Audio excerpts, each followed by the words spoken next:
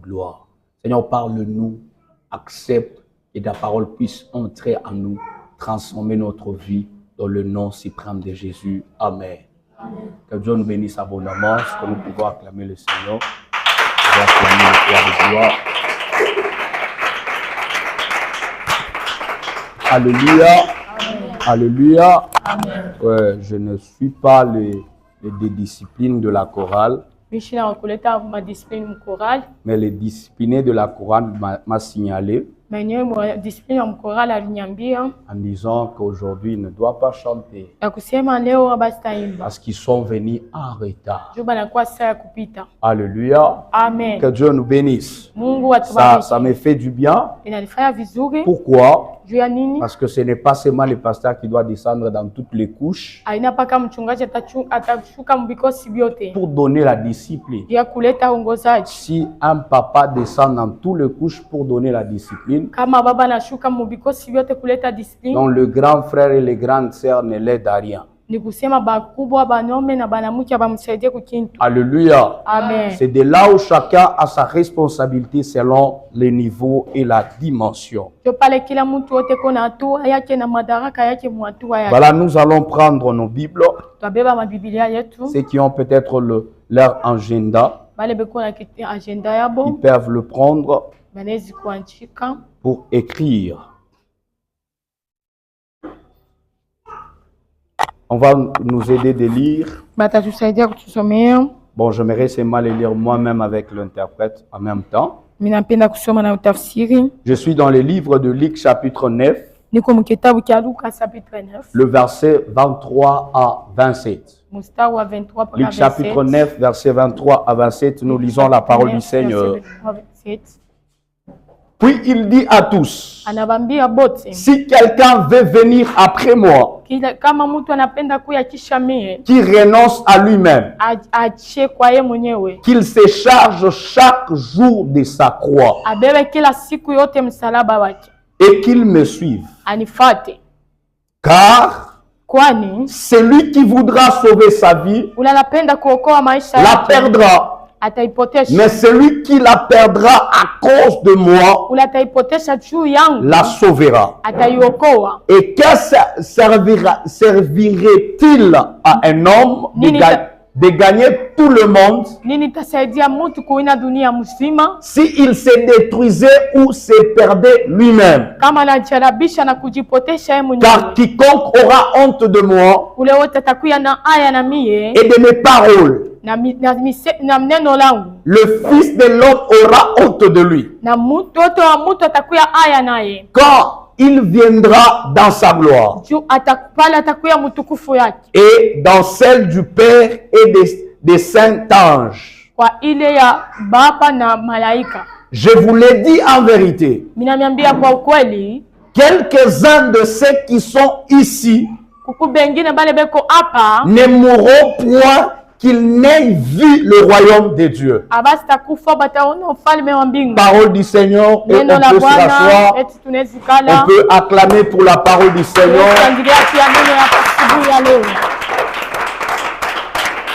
Alléluia. Amen. Après un grand travail, ici chez nous, qu'on appelle le temps du défi, où nos pères nous ont parlé, nous avons déjà eu l'ouverture du temps du défi. Et c'est de là que nous continuons tous ces mois. Nous allons parler toujours sur notre thème annuel. L'année n'a pas encore terminé.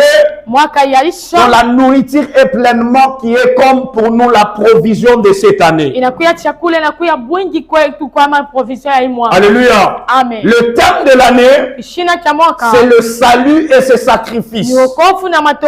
Alléluia. Amen. Nous avons tous compris ensemble avec vous qu'il n'y a pas de salut sans sacrifice. C'est que dans le salut, il se cache un mot qui est sacrifice. Parce que pour obtenir le salut, il faut fournir l'effort. Et dans la simple définition du salut, du sacrifice plutôt, c'est tout effort fourni. Alléluia. C'est de là où que je vous ai proposé en disant ceci. Tous ces mois, nous allons parler sur un thème qui est le défi face au salut et ses sacrifices. Alléluia. Ça veut dire quoi? Dès lors que nous avons reçu le Seigneur Jésus en tant que notre sauveur, il nous a sauvés, nous sommes entrés dans le salut qui est déjà, mais pas encore. Pourquoi? Parce que c'est un processus. Tu ne peux pas entrer en 7e et tu te dis je suis diplômé. Non, tu n'es pas encore diplômé. Tu es dans le processus pour obtenir ton diplôme. Tu comprends dire amen. C'est de là où le salut que nous avons est face à plusieurs défis. Pourquoi? Parce que le salut ne s'est pas encore manifesté dans la totalité. Alléluia. C'est de là que je suis en train de parler ce matin du défi face au salut et ses sacrifices. Je répète la définition du défi que je vous ai toujours donné. Défi. Le défi désigne une difficulté, une opposition, une épreuve ou une mission qui exige du courage, de la sagesse et de la détermination face à des choses que tu vas rencontrer et de la foi pour surmonter des choses que tu vas rencontrer. Dans la perspective biblique ou bien dans la vision biblique, un défi n'est pas seulement un problème à résoudre. Par définition, comme on le dit en Swahili, c'est tellement un peu différent de la pensée du défi. Mais on l'accepte parce que le Swahili à un moment donné n'a pas plusieurs mots. Et de là, dans la vision biblique, un défi n'est pas seulement un problème à résoudre. C'est aussi une occasion donnée par Dieu pour révéler le caractère, la maturité et la destinée d'une personne. Et j'ai aimé la dernière définition du défi. Un défi est aussi un test divin pour savoir si la personne doit demeurer fidèle à l'alliance de Dieu ou s'il va se détourner. Alléluia. Tout ce qui t'arrive dans la marche avec Dieu n'est pas seulement pour te faire sortir dans l'alliance de Dieu. C'est pour savoir si toi tu es capable de rester fidèle à l'alliance de Dieu malgré tout ce qui t'arrive. Mais dans ce passage que nous venons de lire, Luc chapitre 9 verset 23 à 27, la définition du salut, c'est la vie éternelle et la gloire à venir. C'est là où Jésus est en train de dire, il dit lorsque le Fils de l'homme viendra, lorsqu'il retournera dans la gloire de son Père et des saints anges de Dieu. Alléluia. Quand il reviendra nous prendre, ça veut dire le salut dans la définition ici, nous l'avons déjà reçu, mais il n'est pas encore dans la totalité parce qu'on ne nous a pas encore pris. Et j'ai aimé une chose. Jésus a dit ceci. Quelques-uns de ceux qui sont ici ne mourront pas jusqu'à ce qu'ils puissent me voir à mon retour.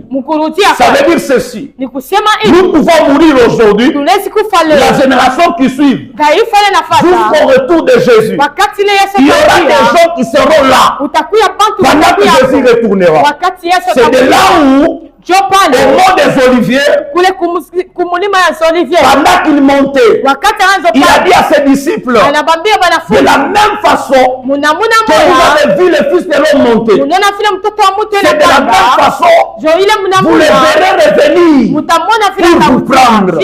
Mais à qui qu'on a promis? On avait promis aux apôtres qui étaient là. Mais tous les apôtres sont déjà morts. Maintenant, c'est de quelle génération qu'on parle? C'est nous qui ont crié à ce qu'on a laissé aux apôtres. Et ce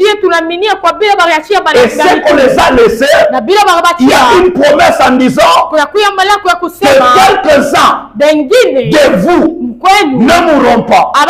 Alléluia. Amen. Je ne sais pas. Peut-être que Jésus peut arriver demain. Nous serons en vie. Mais toi et moi, nous irons le rejoindre dans la gloire. Peut-être que Jésus ne peut pas venir demain. Mais demain, moi et toi, nous allons mourir. Et quand nous mourrons, est-ce que nous irons rejoindre Jésus? C'est la bonne question à se poser. Que Dieu nous bénisse abondamment. Amen. Mais j'ai aimé pendant que je lisais ce passage. Ici, Jésus a dit ceci dans le verset 25. Il a dit ceci. Que servirait-il à un homme de gagner tout le monde? Donc il est facile qu'un homme puisse gagner tout le monde. Il peut gagner. Parce que si Jésus le parle, parce qu'il y a la possibilité de le gagner. Mais j'ai aimé. Il dit quoi? S'il se détruisait. Ici, j'aimerais que nous puissions comprendre. Nous puissions comprendre quoi? Il y a par moments les gens te détruisent dans la foi. Il y a par moments que toi-même tu te détruises dans la foi. Et je ne sais pas tu es quel genre de personne. Si tu n'es pas arrivé à la taille où les gens ne te détruisent pas dans la foi, ça peut t'arriver toi-même tu te détruises dans la foi. Ceci dit ceci. Ou qui se perd de lui-même. Donc l'homme est capable de se détruire lui-même. Et l'homme est capable de se perdre lui-même. Tout le temps que nous perdons, ce n'est pas seulement les gens qui sont devant nous qui nous ont perdus. Ce n'est pas seulement les gens qui nous conduisent qui nous ont perdus. À des moments donnés aussi, il y a une dimension de nous-mêmes à se perdre dans les choses de Dieu. Est-ce que ce que tu es en train de faire maintenant là, c'est ce que tu faisais quand tu avais crié au Seigneur? Est-ce que tu restes-tu dans la promesse que tu avais fait à Dieu? Beaucoup de gens ne restent plus dans la promesse qu'il avait fait à Dieu parce qu'il y a eu des hommes qui les ont écartés. Mais c'est eux-mêmes qui se sont écartés. Alléluia. Amen. Parlons peut-être en matière de vœux. Bien. Alléluia. Amen. Quand nous prenons des vœux, chacun prend son vœu de ce qu'il va donner à Dieu. Alors pendant que tu as pris ton vœu, ce ne sont pas seulement des gens qui sont capables d'annuler tes paroles que tu as dites à Dieu. Des fois ça nous arrive si souvent. C'est nous-mêmes qui nous sommes détruits par rapport à ce que nous avons dit à Dieu. Rentrons dans la vie de Anne. Qu'est-ce qu'Anne a dit? Anne se tient devant Dieu.